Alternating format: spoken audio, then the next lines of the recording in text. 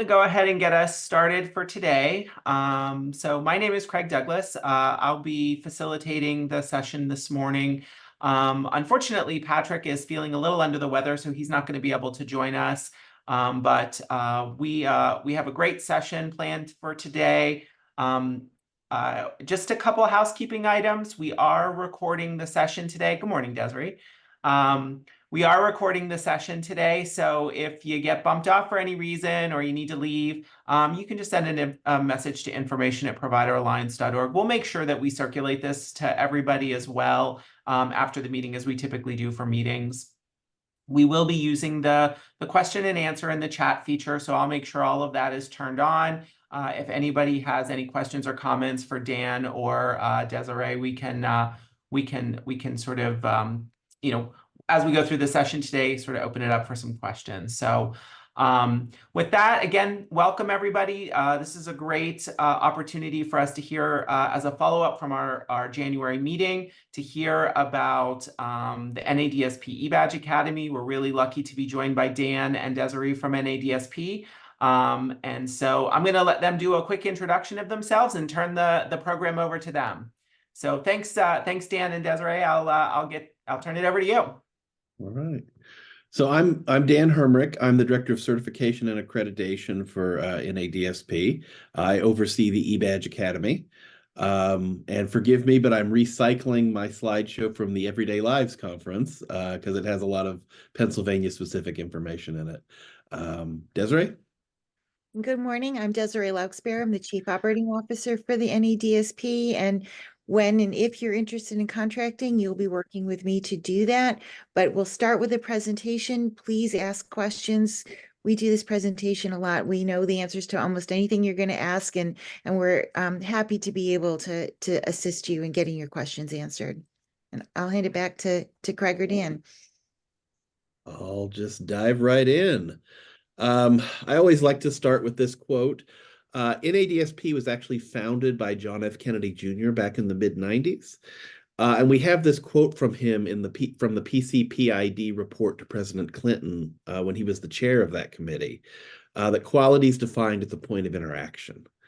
And that idea has really guided us as an organization over the years. It's why we approach certification in the complicated way that we do. I think my life would be a lot easier if we could just come up with a multiple choice test that would determine whether someone was a good DSP. But I'm convinced you can't write a simple multiple choice test that determines that. We're much more interested in what's happening at that point of interaction than we are about how good a test taker a DSP might be. You all work in human services, so I'm sure you've all sat through a fire safety training or two at some point in your careers. You've seen this diagram. You know, when you're dealing with fire, there's three components that have to be present for a fire to take place. You've got to have oxygen, you've got to have heat, you've got to have fuel. And the idea here is that if any of those is missing, you don't have fire. And usually that's a good thing.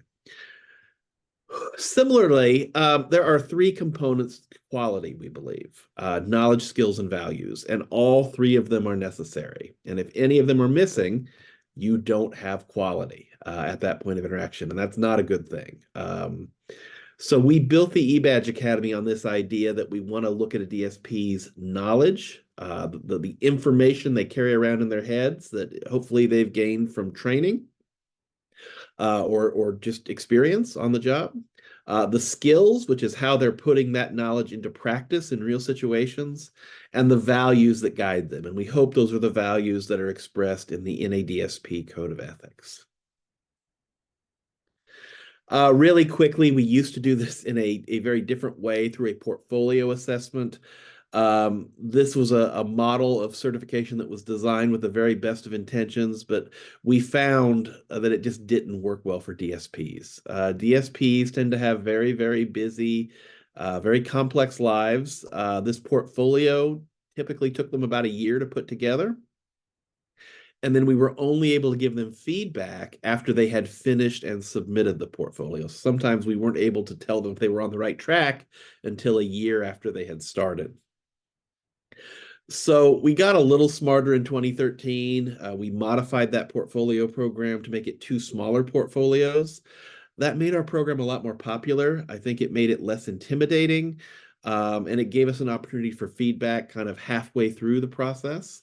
But even with those changes, we were only certifying dozens of DSPs each year nationwide. And you've got to remember, this is a workforce of 1.5 million people. So certifying a few dozen each year is just not getting us anywhere. It's not having the impact that we want to see on this important workforce.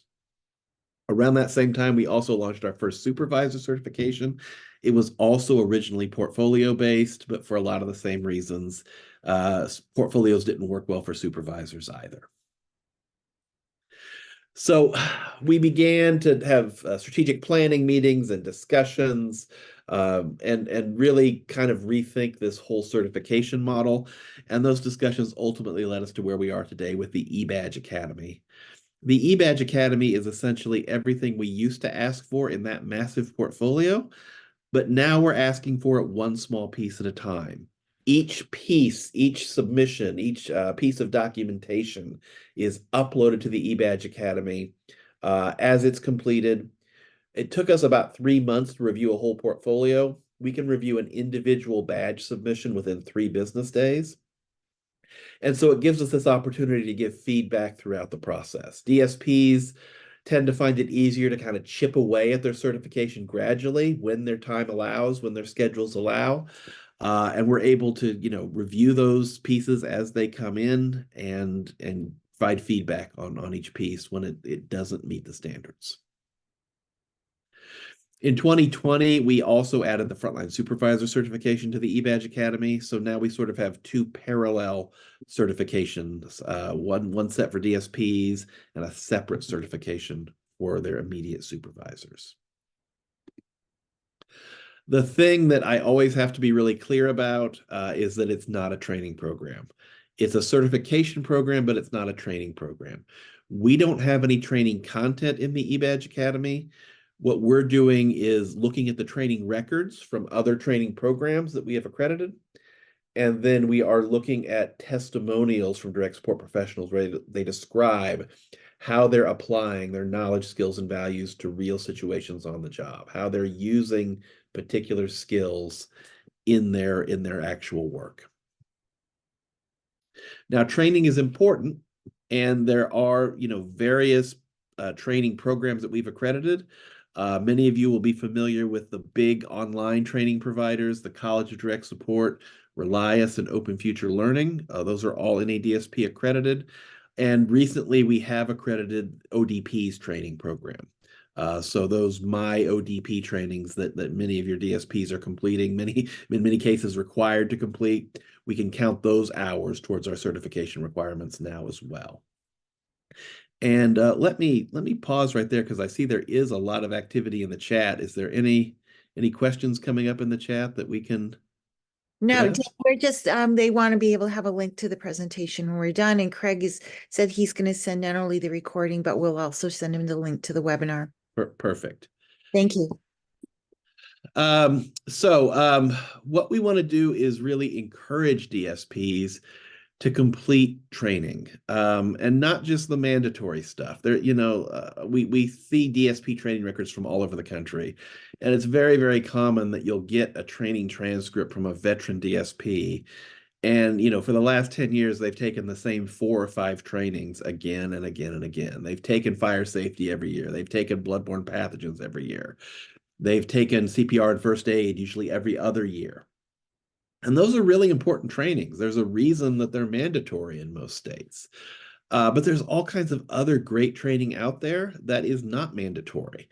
The mandatory stuff tends to focus on the worst case scenarios, right? What do you do when the building's on fire? What do you do when someone stops breathing? Really, really important information to have when you're in those situations. The non-mandatory training that's out there, tends to be about stuff about, how do you help people access their community? How do you help people develop and maintain relationships? How do you help people and support people in making informed decisions? Those are also really, really important topics for DSPs. And for the most part, they're not required. They're not a mandatory topic that has to be addressed every year. So we want to kind of push DSPs, complete your mandatory trainings, but also go beyond that, go outside that box and get some true professional development. So we issue badges for everything in the eBadge Academy. Any kind of skill that's demonstrated or milestone that's reached, there's a badge for it. These are the badges for completing accredited education, and they're just based on hours completed. We just really look at, is the training accredited, and how many hours of accredited education does it represent? So 50 hours is a really important milestone because you have to have 50 hours completed for our first level of certification. 100 hours is also a really important milestone because that's what's required for our second level of certification. And these are cumulative totals. So it's 50 hours for level 1, and then it's an additional 50 hours to reach 100 for level 2. For supervisors, we require 25 hours, but it's 25 hours of supervisor-specific content that it specifically addresses the role of the frontline supervisor. So you earn these badges by uploading your training records, uploading your transcript from College of Direct Support or MyODP or Relias. Our reviewers go through the transcripts, just verify the training's accredited, verify the hours add up. If everything checks out, those submissions are approved and these badges are awarded. Dan, Yes. the question, how many training hours will require ODP training satisfy for certification? I don't have a good handle on how many hours are required by ODP, but everything in their library has been accredited. So whatever hours you're doing on MyODP would count, whatever that number is.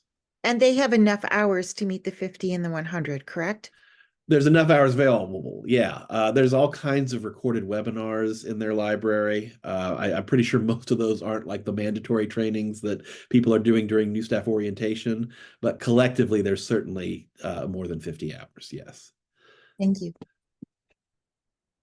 And I can post, there was recently, for anybody who missed it, there was recently an announcement that came out from ODP. I'll post a link to that. It walks through the trainings that are on myodp.org that have been accredited. So I'll get that in the chat for everyone. Great. Thanks, Craig. Jennifer also wants to know, how many hours do you accept for med administration, Dan? It's not any particular number. It's whatever is on the certificate from MyODP or whatever other training program you're using. So if you're, doing courses in College of Direct Support or something like that, it's whatever number appears on those transcripts on those certificates.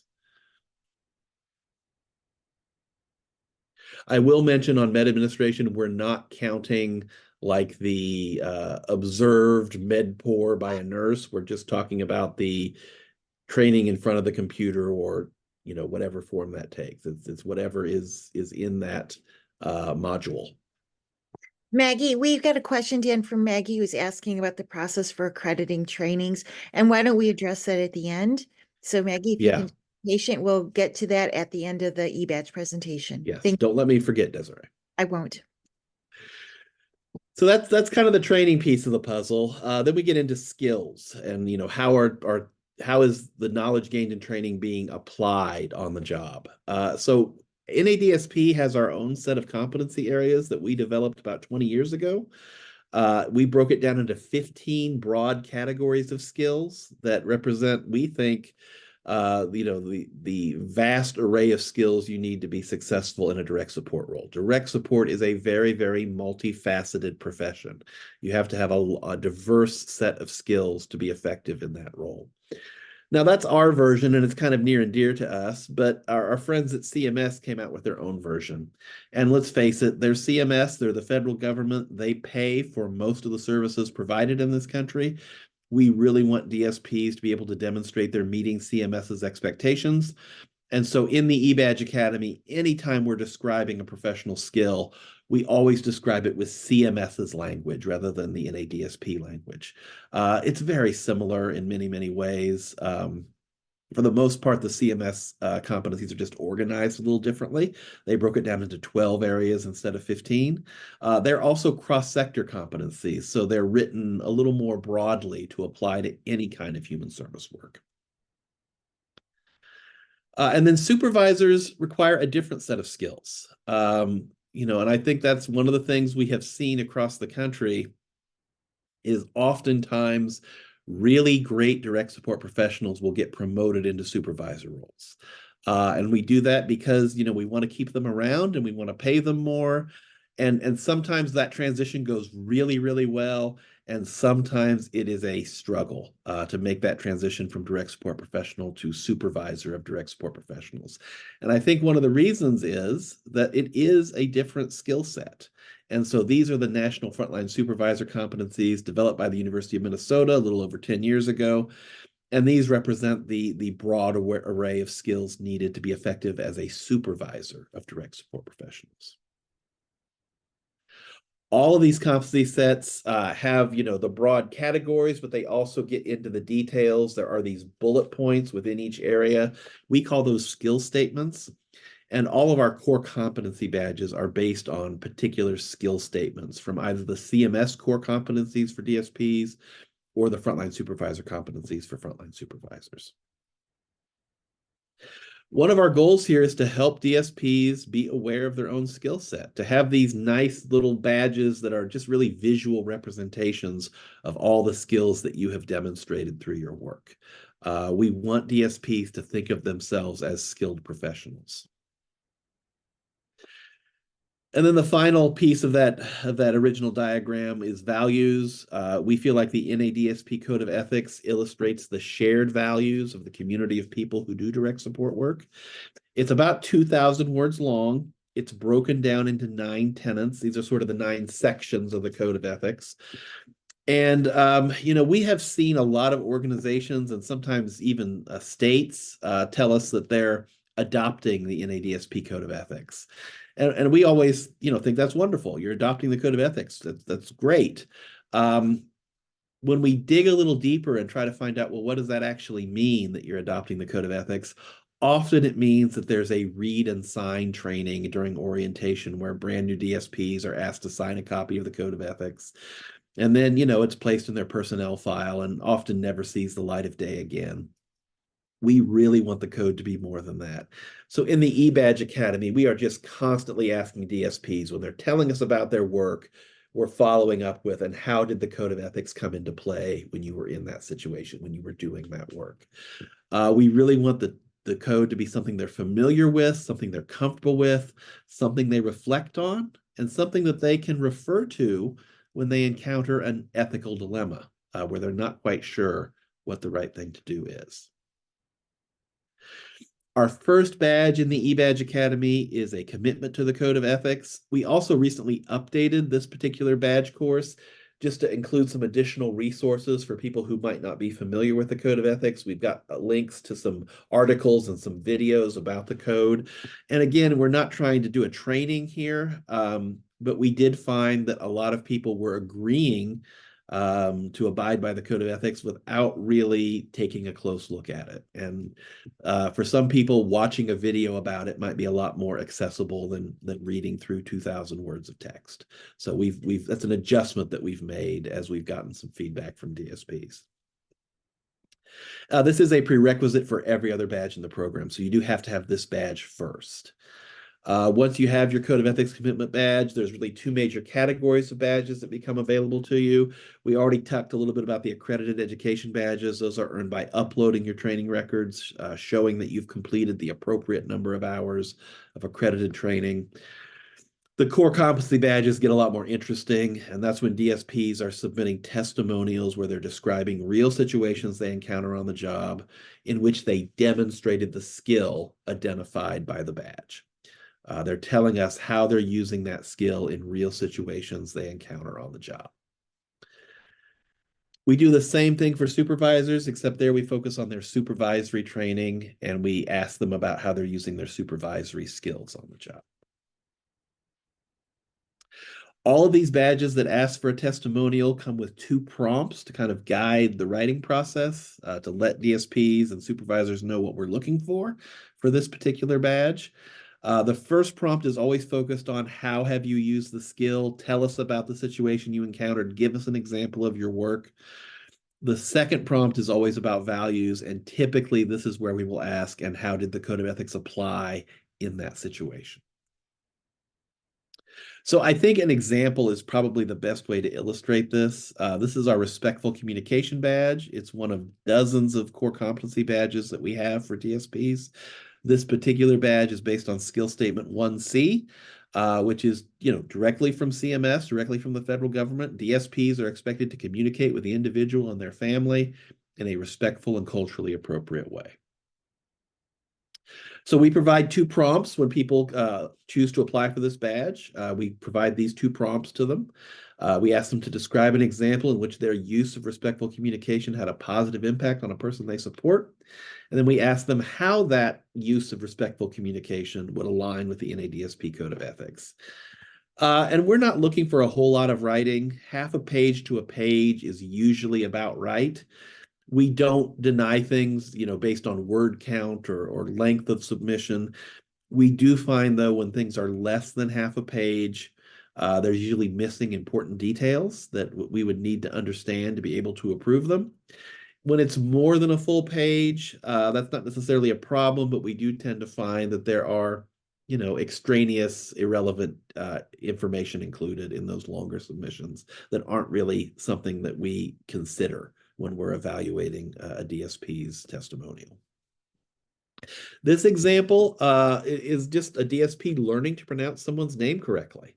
Doing some reflection and understanding that, calling this 60-year-old gentleman dude because his first name was difficult to pronounce is maybe not the most respectful approach, and that an adjustment needed to be made.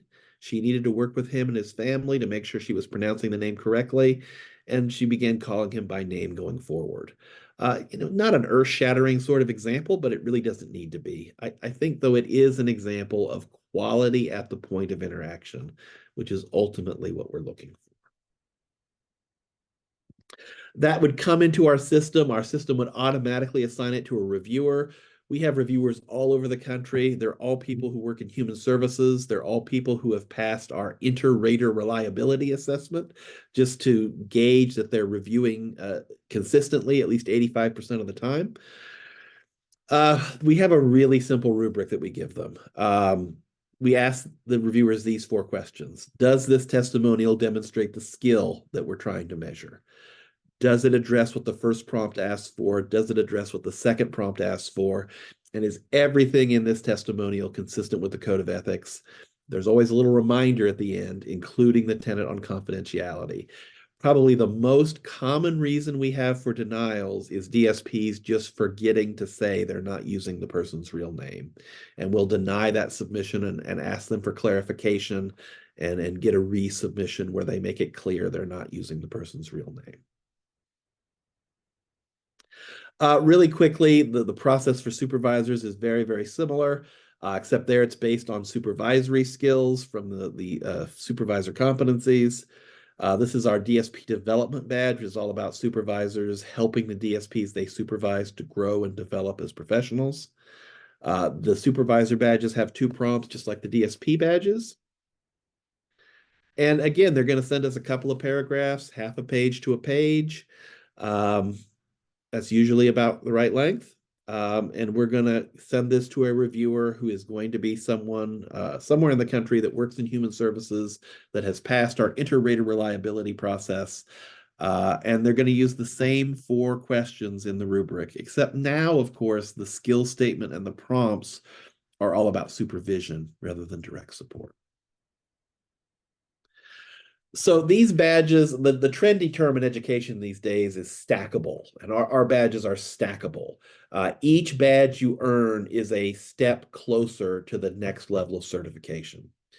So in the eBadge system, we have these sort of digital checklists, these electronic checklists that track each user's progress toward certification. That little checkboxes check themselves automatically when a requirement has been met. To earn our first level certification, these are the criteria. You've got to have at least 15 badges total. Some of those badges are sort of predetermined. You've got to have the Code of Ethics commitment. You've got to have 50 hours of accredited education, which means you should actually have a 10-hour badge, a 25-hour badge, and a 50-hour badge at that point. So with the Code of Ethics commitment, 10-hour badge, 25-hour badge, and 50-hour badge, 4 of your 15 are actually accounted for already. The rest of the badges are going to be core competency badges where you're writing testimonials, describing your work, describing real situations you've encountered and how you're using your skills. At least one of those has to come from the crisis prevention and intervention competency area at level 1. There are 3 badges in that competency representing 3 distinct skills, and at least one of those would have to be submitted for, would have to be awarded. So you have to have at least one of these 3 badges. Similarly, you have to have at least one badge related to the competency of safety. There are 4 options within the safety competency area. Any one of these would meet that requirement. Person-centered practices, there are 6 on your screen. There's actually a 7th that we recently added called supporting spirituality. Any one of those 7 badges would meet that requirement. And certainly it's okay to have more than one. You just need at least one. And then health and wellness, there are 4 options here. Any one of those would meet that requirement. And so there's some flexibility built into the system because we know DSPs are working with in different settings with different people with different support needs. In Pennsylvania, I know from reviewing the ODP training that you have DSPs administering medication. In some states, that's not part of a DSP role. So in other states, DSPs might say, well, that medication administration badge is not for me. That's not something I do. That's not part of my job. They would pick one of the other 3 instead. And then we just keep stacking. So DSP2, you now need 30 badges. That would include the 15 you'd already earned for DSP1. It would also include what's sort of a free badge you get with your DSP1 certification. So that's usually badge number 16. You need the 75-hour and the 100 hours of accredited education badges. That might be 17 and 18. The other badges that get you up to 30 are going to be core competency badges where you're submitting testimonials. And again, there's 4 competency areas that have to be addressed at least once. So you need at least one badge related to evaluation and observation, at least one badge related to communication, at least one badge related to professionalism and ethics, at least one badge related to community inclusion and networking. Our final level is DSP3. It requires at least 50 badges earned, which is the majority, certainly, of the badges that we offer. Of course, it would include your DSP2 badge, so you'd already be at 31 when you move from level 2 and start working on level 3. There are the final 4 CMS competencies that have not been required yet. Usually, it's just a formality. The system is just verifying that you've addressed those final 4 competencies. Most people, when they get to this level, have already hit every competency already, so the system just verifies that. Those final 4 competency areas, though, are empowerment and advocacy, community living skills and supports, education, training, and self-development, and cultural competency. The supervisor certification, there is just one level.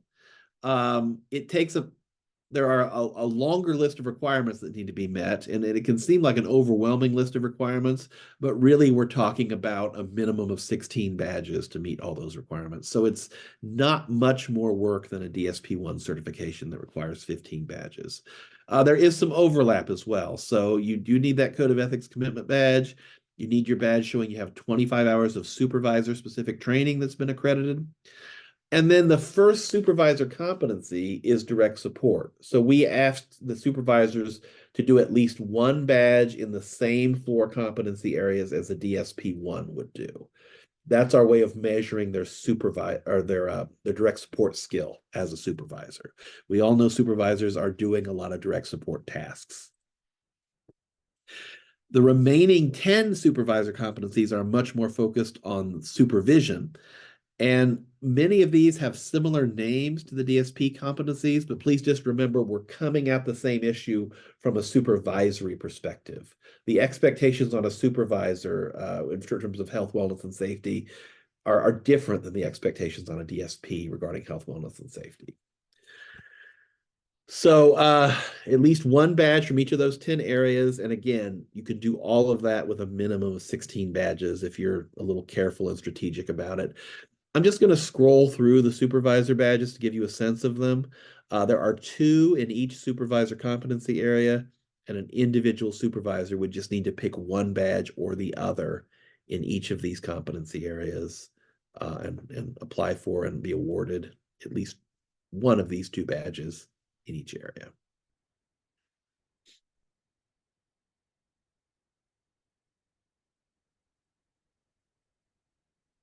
We also have some badges that we developed with NTG, and Marikey in Pennsylvania was very instrumental in helping us develop these badges. These are badges focused on the skills you use when supporting someone with both IDD and dementia. There are some skills that come into play when you're supporting someone with dementia that are a little different than the typical direct support skills that you would use with someone without that dementia diagnosis. So they're specialty skills. And so that's what these badges are. Anyone can apply for these, but the examples that you use in your testimonial do have to be about supporting someone with dementia. The last one there on the screen is reducing stimulation. And I'll always remember we had someone that tried to apply for that badge based on a young person they supported who was playing their music too loud, and they wanted to get them to turn down the stereo, and that was how they used their reducing stimulation skill, which is not at all what we're looking for. So if you look at the details of these badges and read the prompts, it's specifically about how you support someone with dementia. I want to talk really quick about how you can incorporate the eBadge Academy into your organizational culture, and really talk about how you can celebrate these certifications. And certainly we've seen implementations across the country. In some cases, very, very generous bonuses being given out. In some cases, very nice salary increases being given out, which we think are even better than bonuses. But what we've also seen across the country, that what's just as important as whatever the monetary compensation is, how you celebrate these achievements when DSPs become certified is really just as important. This is an organization in Western New York, and they have a wall of fame. And every time a DSP earns a new level of certification, they get to hang their certificate on the wall of fame next to their coworkers' certificates. That's a big part of their organizational culture now. We've got another organization in Maryland, and they do pay bonuses, but what they also do is that every time someone achieves a certification, someone from the management team shows up with this oversized Publishers Clearinghouse style check. They take photos, they post it on social media, and they just really, really go out of their way to acknowledge and to celebrate each and every certification that occurs.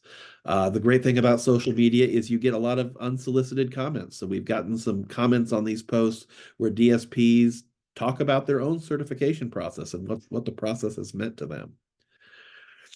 We have a Facebook group. There's an NADSP Facebook group, which is we have a love-hate relationship with our Facebook group. It really is the Wild West, and it's 30,000 DSPs expressing themselves.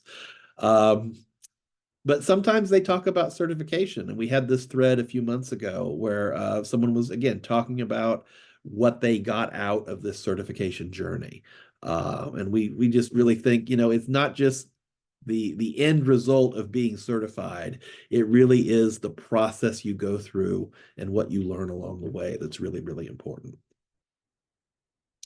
We have a program called eBadge Earner of the Month. In fact, just yesterday, we announced our latest eBadge Earner of the Month. And this is a process where really great submissions that our reviewers see get nominated for eBadge Earner of the Month. The NADSP staff selects among the nominees. We try to pick the very best submission we received in the last 30 days. And we interview that DSP. We put together a little profile about them. We post it on our website and we promote it on our social media, really just in an attempt to put a spotlight on what really high quality direct support looks like. And there's dozens of these on our website if you'd like to read them. We are in a large-scale pilot in New York State that's being studied by the University of Minnesota. We're hoping to get some really, really rigorous data out of that study. This is some of the data that we have, which comes from our 3 earliest adopters. These 3 organizations across the country jumped on board with the eBadge Academy the moment we announced it. And they all reached their 2-year anniversary at the same time. And we, surveyed them and we asked them about how they're implementing the program, what results they're seeing. They're all implementing it a little differently, and that's by design, but they did all report a very similar impact in that their certified DSP turnover is significantly lower than their overall DSP turnover. And we're really encouraged by that, and we're hoping to see that result replicated on a larger scale in the New York State pilot.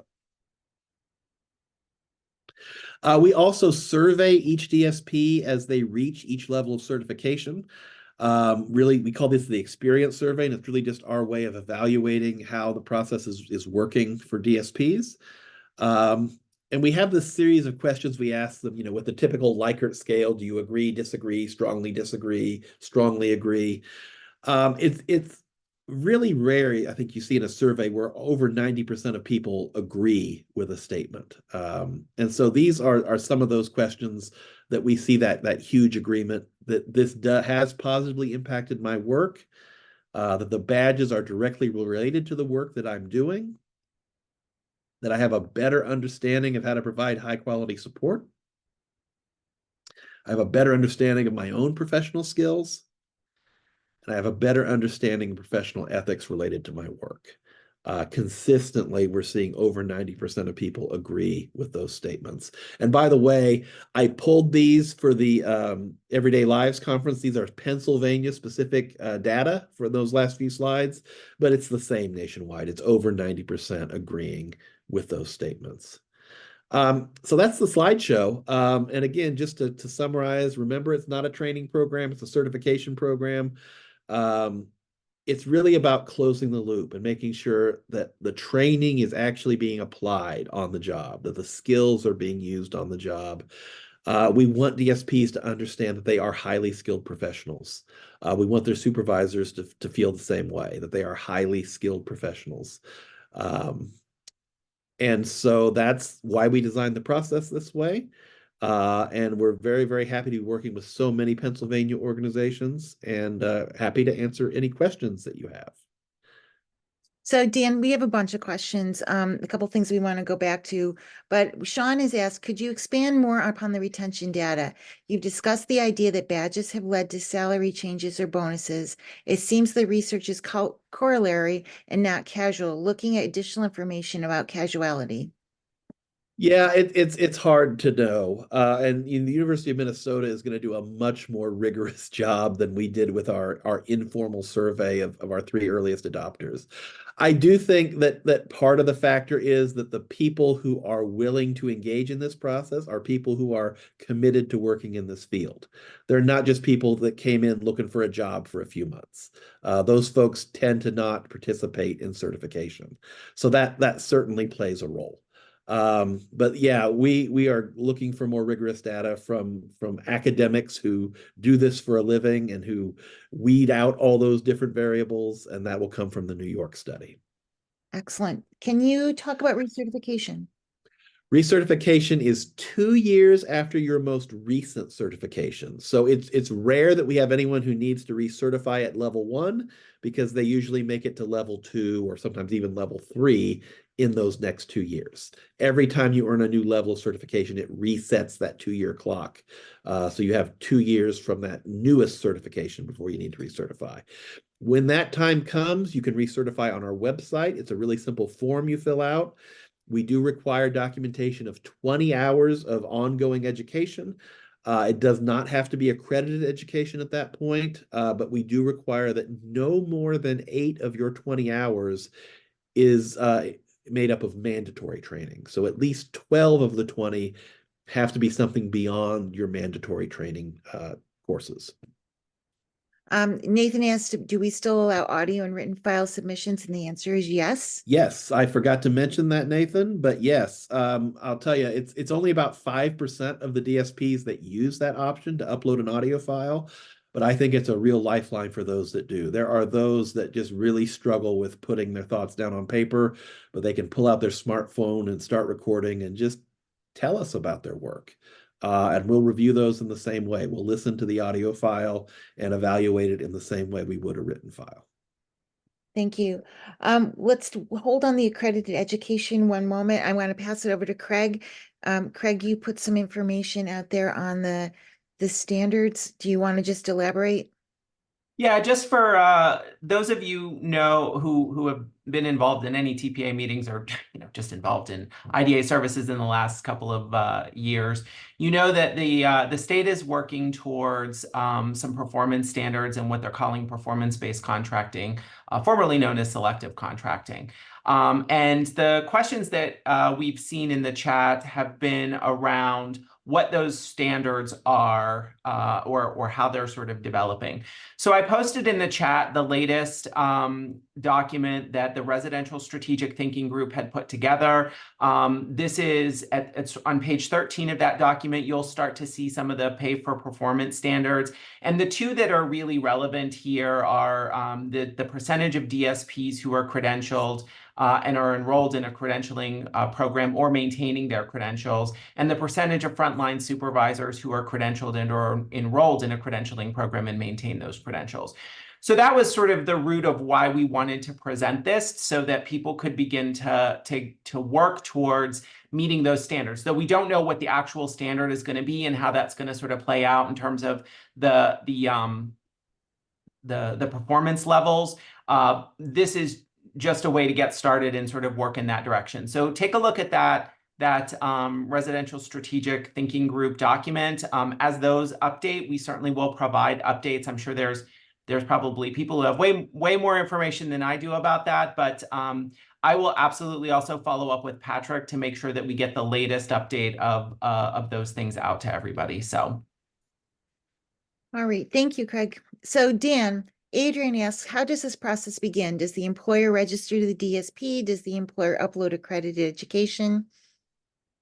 Well, let's go back to the very beginning. The first step would be they would need to contract with us, and then they would work with you, Desiree, to get that contract set up. They would determine how many seats they're going to need over the course of the contract year, fill in that information on the contract. Once we have that contract, you're going to let me know, and I'm going to set up what's called an access portal for their organization. And as part of that process, I'm going to create a local admin account for someone in that organization. That local administrator can then set up DSPs and supervisors with accounts, can send invitations to join the eBadge Academy. And once they have their account and have their login, it's the individual DSPs and supervisors who are going to be going into the system and applying for badges. So like when it comes to training records, it's going to be the individual DSPs that have to upload their documentation. Now, we've seen a lot of cases where it is, someone in human resources, someone in the training department that's providing them with those files. Like, here's your transcript. This is the file you want to upload. But it is the individual professional that's applying for each badge. Thank you. Adrian asks also, is there a requirement by state or is this a total voluntary registry?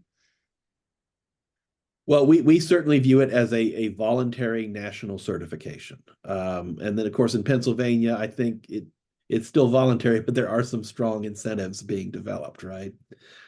Yeah, so it will be voluntary. The idea is that as we move towards performance-based contracting for residential services and supports coordination organizations in the state of Pennsylvania, that this will be one of the standards that a provider will have to meet in order to determine what level of their performance payment will look like. So again, lots of details developing on that. More information will be forthcoming. But we, again, at TPA, based on feedback from our last meeting, we really wanted to make sure that we gave people a good running start on the NADSP eBadge program, which we know Pennsylvania has accredited a number of their trainings through MyODP. So it seems like a logical connection that this would be a great place to get started to start to meet to be prepared to meet those thresholds that will be part of performance-based contracting.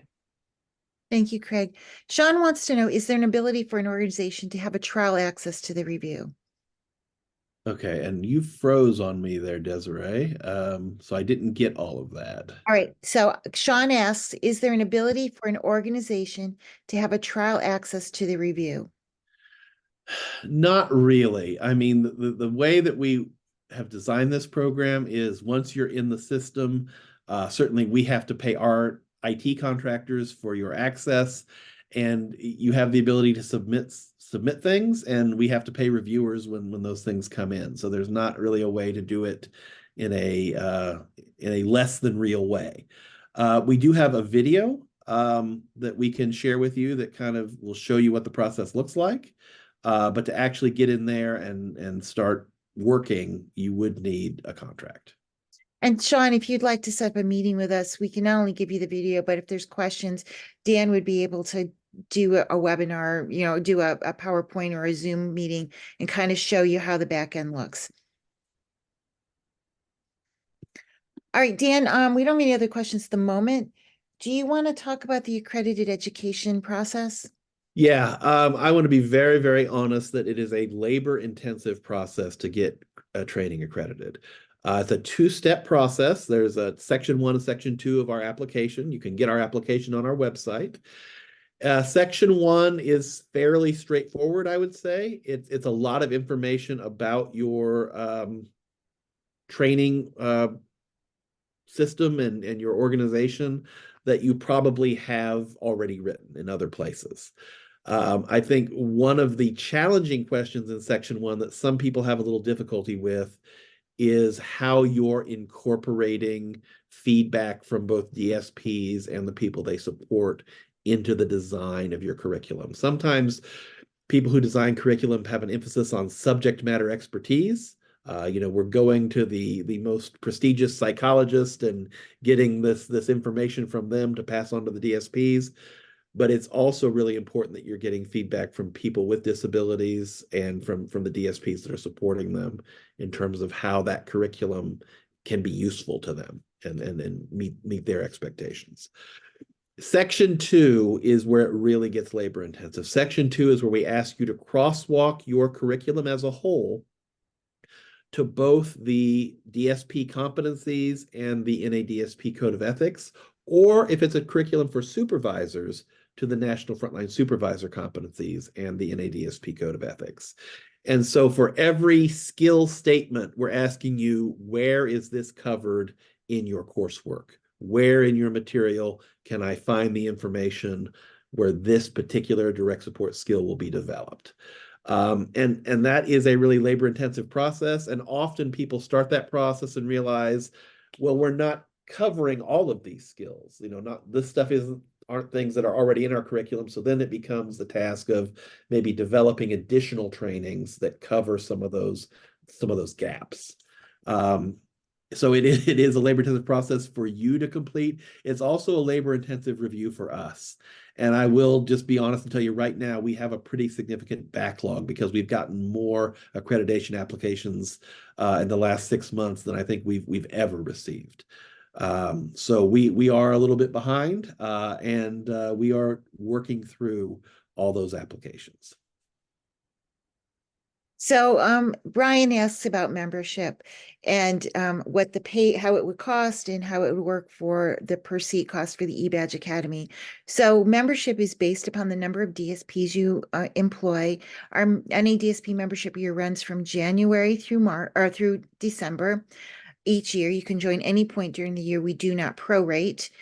We do a half price sale in July because that's our price point. So we would give you, if you want to join in July, you'll get it for half the cost of normal. I did put a link in the chat as to join. So in addition of membership, it does give you the discount per seat cost, as well as discounts to some of our other products and services, like our virtual training events that we have a couple times a year. When we have a conference, there's discounts to that. We're not doing a conference this year, but we'll be doing that in 2025. It also gives you access to our members only section of the website, which includes a large archive of webinars that we have hosted over the years, and we add to it every month. We do a few free ones every month, and then once we do them free, we put them in our archives. So there is the benefit to doing that. As a member organization, you do get a discount on the per seat costs. When we contract for the eBadge Academy, we also contract for a year. You can start contracts at any point in time. So let's say you wanted to start for May 1, your contract will go through April 30th of 2025. And if you're a member, then and you purchase less than 101 seats, it will cost you $80 per seat. These are unique user seats, which means that once somebody occupies that seat, even if they leave your organization or never use it again, you cannot transfer that seat to someone else during the contract period.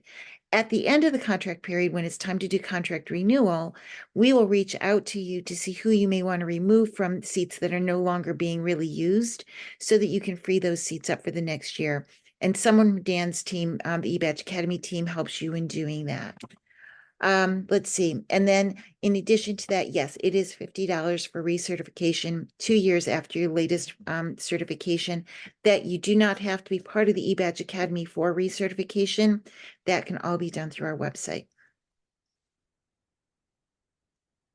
What other questions do we have?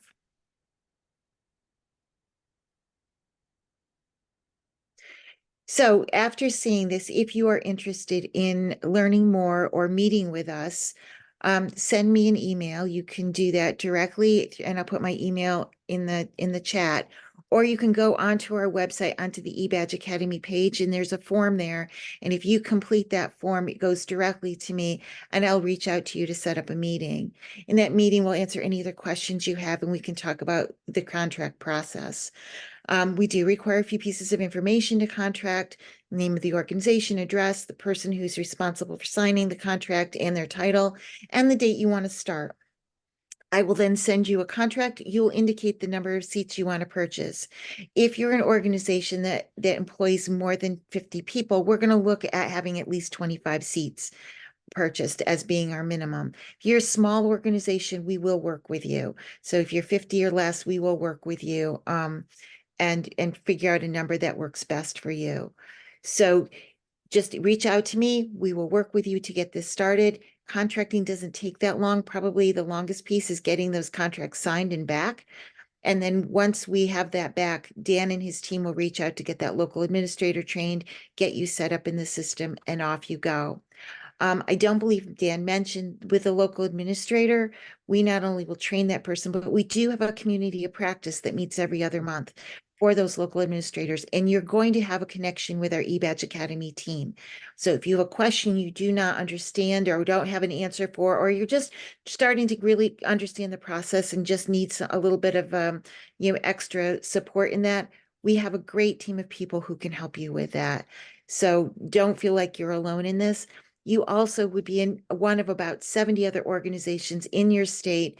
So there are other local administrators around that I'm sure you might be able to connect with too, if there's something specific to Pennsylvania you'd want to talk about. So Adrian asks, if this process does become mandatory in Pennsylvania, as I think you said, PA may be the first state to adapt this. If a DSP is not willing to participate, what could we do about that? Craig, I think that's you, right? Or Dan, go ahead. Well, I have a little bit to say. I want you to keep in mind this is a certification not for pre-service workers, but for incumbent workers. You have to have experience on the job to be able to apply for the badges and write about your experiences. So I don't think we're not ever going to see 100% of DSPs certified. That's just not what we were trying to do. Everything I've seen from Pennsylvania has been about a percentage, and I don't know that that is changing. So I think it's going to be something you want to encourage and incentivize, but I don't think you'll ever see a point, and should never see a point, where someone says this person can't work as a DSP because they don't have a certification. And I want to just add to that before before Craig goes on. You have to understand also, this is not time limited. A DSP can take their time in doing this. We've set it up. It's not like it has to be completed in a year or in 6 months or whatever. I mean, where the Pennsylvania process maybe and to be have it counted, but if you have a DSP who may be reluctant or struggles a little bit and may need a little extra assistance or time, that is totally allowable in the eBadge Academy. You know, people can take whatever time they need and they can stop and restart as they need to, depending on how your organization supports them. So keep that in mind.